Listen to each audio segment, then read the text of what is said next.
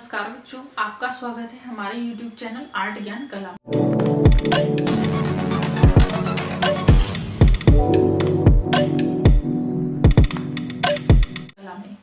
और आज आप देख रहे होंगे कि मैम ने कोई टॉपिक नहीं लिखा है और पता नहीं क्या क्या लिखा है पीछे।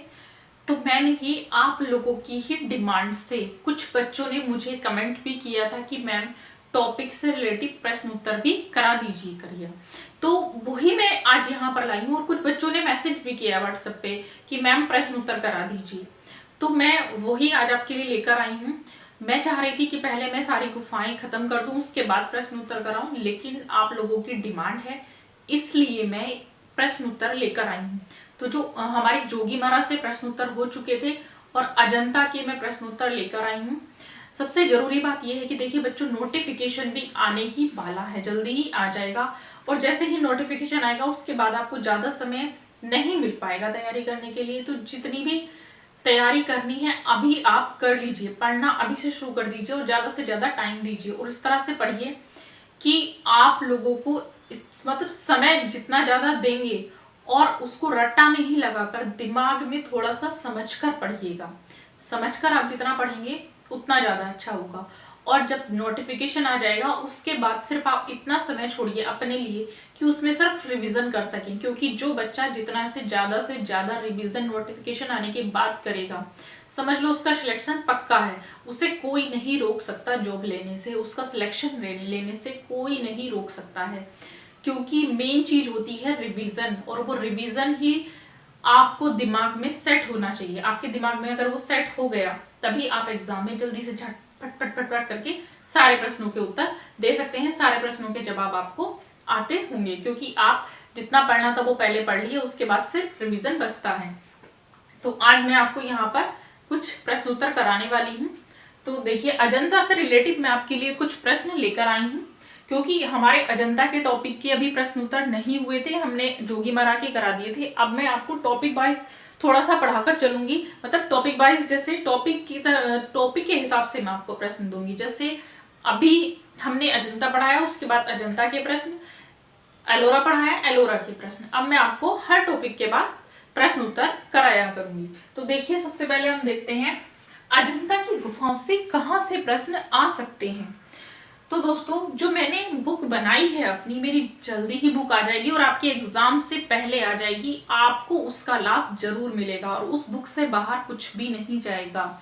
और जो आज मैं लेकर आई हूँ प्रश्न, वो ये जो प्रश्न होंगे वो नेट, यूजीसी नेट के लिए, यूपी टीजीटी और उत्तराखंड और जो डीएसएसपी के बच्चे तैयारी कर रहे हैं उनमें ये सब, उस सारी वैकेंसी जितनी भी है, सारे जितने भी एग्जाम हैं उनमें सब यहीं से प्रश्न पूछे जाने हैं, यहाँ से बाहर कुछ नहीं जाएगा।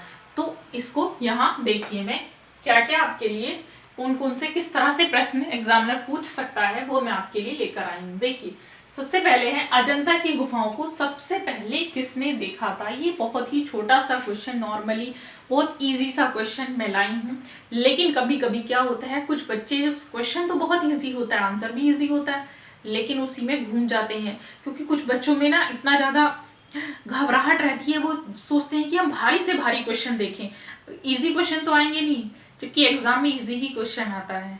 बस वो उसको घुमा फिरा के कैसे दे सकता है वो आपको खोजना है, क्योंकि कुछ क्वेश्चन के अंदर ही आंसर होता है। वो कैसे होता है वो सब ट्रिक मैं आपको यहाँ पर बताऊंगी। देखिए, कुछ लोग दावा करते हैं, कुछ कोचिंग इंस्टीट्यूट दावा करते हैं कि हम सिलेक्शन दिलाएंगे, आप हमारे यहाँ कोचिंग करिए, हम सिलेक्शन दिलाएंगे। तो सबसे पहली बात मैं आपको बता दूं, सिलेक्शन कोई नहीं दिलाता है, सिलेक्शन कोई भी कोचिंग इंस्टीट्यूट वाला नहीं दिलाता है। सिलेक्शन लेते हैं आप, पढ़ाई आप करते हैं एक कोचिंग इंस्टीट्यूट पे, तो आपको एक आधार मिल जाता है कि आपको इस बेसिस पे तैयारी करानी है। अगर सिलेबस आपके हाथ में है, आप उसके हिसाब से पढ़िए। जो टीचर आपको पढ़ा रहा है, हाँ मैं ये कहूंगी, जो टीचर आपको पढ़ा रहा है वो बहुत वैल्यू रखता है आपके लिए, वो किस तरह से आपको तैयारी करा रहा है, उसका तैयारी कराने का पैटर्न क्या है, तो वही आपको मायने रखता है, उसी बेसिस पे आपको तैयारी करनी होती है। अब ये देखिए, प्रश्न है अजंता की गुफाओं को सबसे पहले किसने देखा। अजंता की गुफाओं को सबसे पहले किसने देखा। ऑप्शन है जॉन स्मिथ ने, वेनसांग ने, सी राखलदास बनर्जी ने, एंड डी इनमें से कोई नहीं। तो अजंता की जो गुफाएं थी उनको सबसे पहले हुएन ने देखा था। किसने देखा था? हुएन ने देखा था। तो इसका राइट आंसर होगा ऑप्शन नंबर 2 बी। हुएन ने अजंता की गुफाओं को सबसे पहले देखा था। क्वेश्चन नंबर 2 है बोधिसत्व पद्मपाणि अजंता की किस गुफा संख्या से है? अक्सर ये प्रश्न पूछा जाता है और आप क्वेश्चन उठा के देखिए प्रीवियस ईयर के। मैं जो बुक तैयार करी हूं मैंने उसमें से लास्ट 15 ईयर्स से 10 to 15 ईयर्स के क्वेश्चन पेपर निकाल लिए हैं। उसमें मैंने देखा है कि ये जो प्रश्न है मोस्टली पूछा जाता है।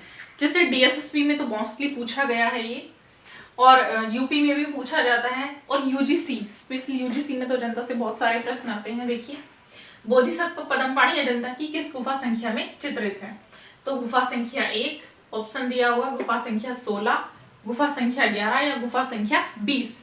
तो आंसर है इसका गुफा संख्या 1। कहाँ है बोधिसत्व पद्मपाणि व्यक्ति चित्र कहाँ पर चित्रित है? गुफा संख्या 1 में चित्रित है। अब देखिए नेक्स्ट प्रश्न देखिए, अजंता का श्रेष्ठ कार्य किस काल में हुआ था? अजंता का जो श्रेष्ठ कार्य है वो किस काल में हुआ था? ऑप्शन दिया हुआ चालुक्य, दूसरा वाकाटक, तीसरा गुप्त और चौथा राष्ट्रकूट। तो ये जब मैं आपको अजंता पढ़ा रही थी ये चीज मैंने आपको तभी बताई थी कि इससे रिलेटिव प्रश्न पूछा जाता है।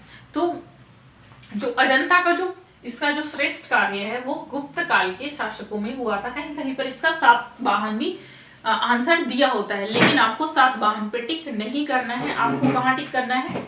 आपको टिक करना है गुप्त काल पर। इसका जो सही आंसर होगा वो होगा गुप्त काल। अब देखिए नेक्स्ट है अजंता के परिप्रेक्ष्य का किस रूप में चित्रण हुआ है?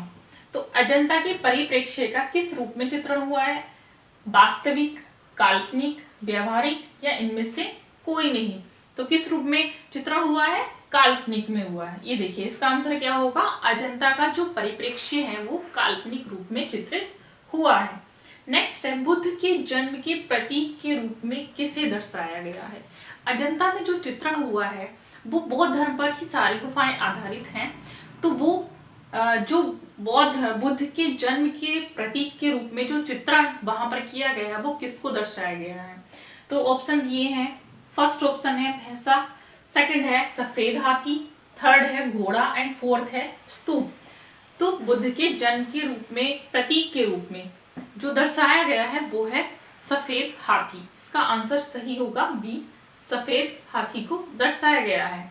नेक्स्ट है कहाँ की चित्रकला शैली को शास्त्रीय शैली भी कहा जाता है? कहाँ की चित्रकला शैली को शास्त्रीय शैली भी कहा जाता है? तो देखिए फर्स्ट ऑप्शन है अजंता, सेकंड है बाघ, थर्ड है एलोरा एंड फोर्थ है इनमें से कोई नहीं। तो दोस्तों शास्त्रीय शैली ये बहुत ही महत्वपूर्ण है। जैसे कि आपसे जनरली पूछ भी लेगा कि जैसे अगर आप कहीं इंटरव्यू देने गए हैं तो उसमें पूछ लेगा कि शास्त्रीय शैली किसको कहा जाता है, तो आप आंसर में लगाएंगे अजंता। कहाँ? अजंता की जो चित्रकला है उसको शास्त्रीय शैली के नाम से भी जाना जाता है। मतलब उसकी चित्रकला को हम शास्त्रीय शैली भी कहते हैं, उसको शास्त्रीय शैली के नाम से भी जाना जाता है। तो ये था दोस्तों हमारे कुछ प्रश्न। इसके बाद मैं आपके लिए और भी प्रश्न अजंता से लाऊंगी और वो सारे जो प्रश्न होंगे, सारे नहीं मोस्टली जो प्रश्न होंगे वो होंगे गुफाओं से रिलेटिव। कौन से चित्र कौन सी गुफा में मिलते हैं, तो इसकी वीडियो हम दूसरी बनाएंगे। तब तक के लिए आप पढ़ते रहिए और जो भी आपके प्रश्न हैं आप मुझे मैसेज कर सकते हैं, कमेंट कर सकते हैं। आपको मेरी वीडियो कैसी लग रही है आप लाइक करें, सब्सक्राइब करें। और मेरी ऑनलाइन क्लास लेने के लिए मैंने डेमो क्लास भी रखी हुई है। जो बच्चे कुछ ले रहे हैं डेमो क्लास चल रहा है अभी, और न्यू बैच भी स्टार्ट हो चुका है। जो बच्चे क्लास लेना चाहते हैं, क्लास में इंटरेस्टेड हैं, वो मेरी क्लास ले सकते हैं। 9599670200 पर कॉन्टेक्ट करके। इवनिंग में 8:30 से क्लास होती है और वो जरूरी नहीं है 1 घंटे की ही होती है, डिपेंड ऑन टॉपिक। वो टॉपिक पे डिपेंड करता है और आपके वीकली टेस्ट भी उसमें इंक्लूड होंगे। टेस्ट भी मैं कराती हूँ। टेस्ट में अपने बच्चों को स्टार्टिंग से ही कराती हूँ। पहला टॉपिक पढ़ाया है, उसके बाद उससे रिलेटिव उनको प्रश्न दूंगी, उसके बाद वीक जो फर्स्ट वीक आएगा उसमें ही टेस्ट हो जाते हैं और टाइम के अकॉर्डिंग टेस्ट होगा और कोई छुट्टी नहीं होगी, क्योंकि दोस्तों अगर मैं छुट्टी करूंगी तो आपका लॉस हो जाएगा और आपकी जॉब के लिए मुझे भी साथ साथ आपके लिए मेहनत करनी पड़ती है और वो मेहनत आपके फ्यूचर में रंग लाएगी। तो ऐसे ही पढ़ते रहिए, मुस्कुराते रहिए। तब तक के लिए धन्यवाद।